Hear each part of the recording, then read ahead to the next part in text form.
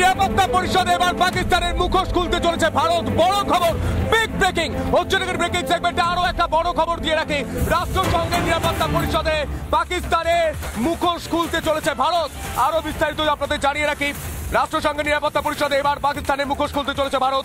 পাকিস্তানের বিরুদ্ধে এবার রাষ্ট্রসংঘে ভারত।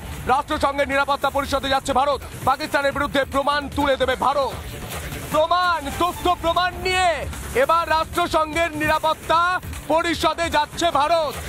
মুখোশ খুলে যাবে পাকিস্তানে। ব্রেকিংটা আপনাদের আরো একবার জানিয়ে রাখি, ঠান্ডা মাথায় শুনুন। রাষ্ট্রসংঘের নিরাপত্তা পরিষদ, সেই পরিষদে এবার তথ্য প্রমাণ নিয়ে যাচ্ছে ভারত। তথ্য প্রমাণ নিয়ে গিয়ে পাকিস্তানের সন্ত্রাসবাদের যে মুখোশ, সেই মুখোশ খুলে দেবে। পাকিস্তানের মুখোশ খুলে দেবে ভারত। যে মুখোশটা পড়ে আছে পাকিস্তান, সেই মুখোশটা খুলে দেবে ভারত। রাষ্ট্রসংঘের নিরাপত্তা পরিষদে, রাষ্ট্রসংঘের নিরাপত্তা পরিষদ এবার পাকিস্তানের মুখোশ খুলতে চলেছে ভারত। পাকিস্তানের বিরুদ্ধে এবার রাষ্ট্রসংঘে ভারত। রাষ্ট্রসংঘের নিরাপত্তা পরিষদে যাচ্ছে ভারত। পাকিস্তানের বিরুদ্ধে প্রমাণ তুলে দেবে ভারত। বড় খবর, গুরুত্বপূর্ণ খবর, অত্যন্ত তাৎপর্যপূর্ণ খবর। আপনাদের আরো একবার জানিয়ে রাখি, রাষ্ট্রসংঘের নিরাপত্তা পরিষদে এবার পাকিস্তানের মুখ খুলতে চলেছে ভারত। পাকিস্তানের মুখোশ খুলতে চলেছে ভারত। পাকিস্তানের বিরুদ্ধে এবার রাষ্ট্রসংঘে ভারত। রাষ্ট্রসংঘের নিরাপত্তা পরিষদে যাচ্ছে ভারত।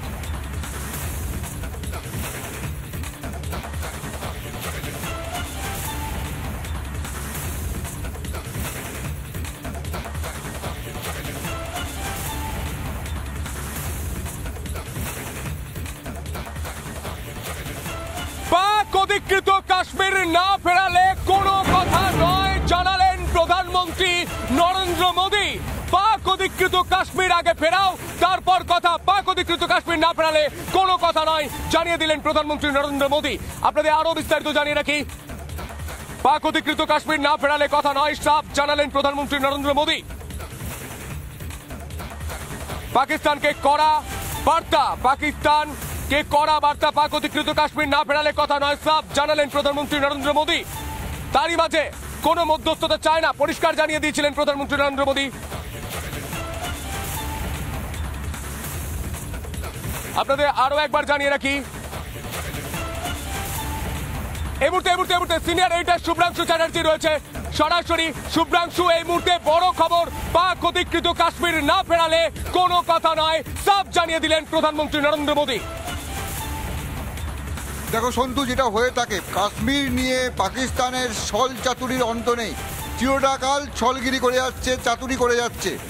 এবারও যেটা করছে, পহেলগাঁও যেটা আছে, পাকিস্তানের একটাই কাজ ভারতের ক্ষতি করা। এবং সেই ক্ষতিটা কখনো কাশ্মীর, পাকিস্তান হয়তো এর মধ্যে বলেও ফেলেছে যে আমাদের কাশ্মীরটা দিতে হবে, কাশ্মীরের অধিকার কাশ্মীরিদের, এইসব যে কথাগুলোরা বলে। মার্কিন মুলুক আমেরিকারা মধ্যস্থতা করুক, দেখা হোক, ছল চাতুরি যা যা কাজ করার পাকিস্তান সেটা করে রাখে।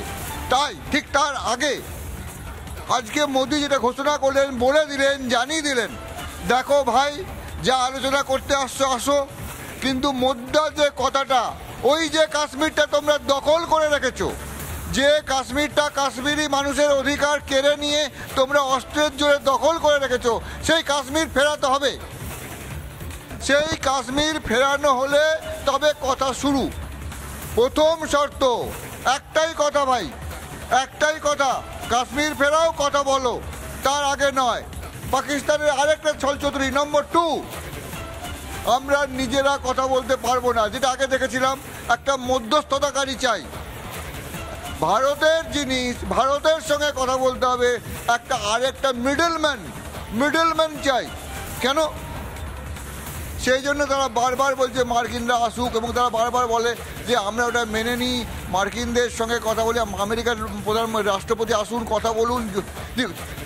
কিন্তু ভারত জানে ওটা সম্ভব নয়, ওটা হওয়া উচিত নয়। কেন?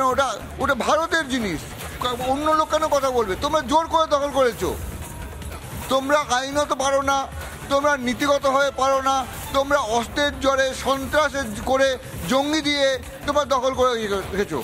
ভারত না করে দিয়েছে, সাফ কথা বলে দিয়েছেন মোদি, কোনো মধ্যস্থতাকারী নয়। কাশ্মীর নিয়ে যে আলোচনা হবে সেখানে কোনো মধ্যস্থতাকারী নয়, এবং কাশ্মীর নিয়ে আলোচনাটাই বা কিসের? কোনো আলোচনাও নয়। কাশ্মীর ফেরত দাও, কাশ্মীর ফেরত দাও। তোমরা যেটা জোর করে দখল নিয়েছো সেটা ফেরত দিতে হবে।